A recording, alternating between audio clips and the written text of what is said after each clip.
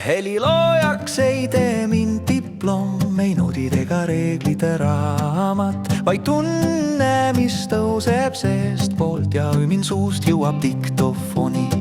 Kui viis sünnib südames ja hüüminast saab muusika, siis kuulub see mõte ja meloodia sellele, kes selle välja hüümises.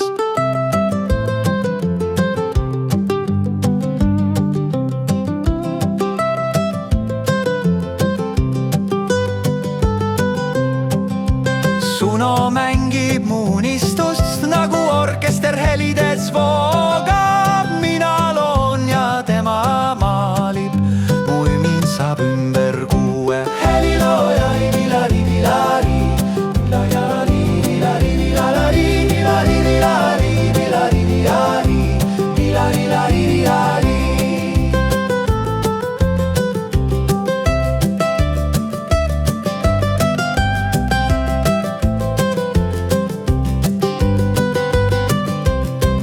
Helilooja ei pea tundma nooti, vaid kuulama sisemist rütmi, sest looming sünnib vaikuses, tavaliselt siis, kui helilooja on üksi.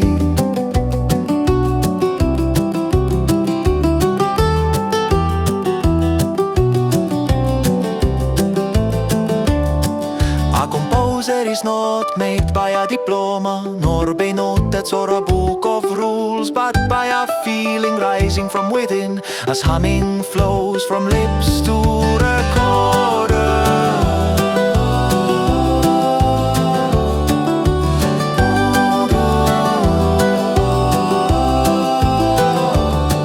When a melody is born in the heart and humming turns into music, then the thought and tune belong to the one who hummed them out. Suno plays my dream like an orchestra flowing in sound.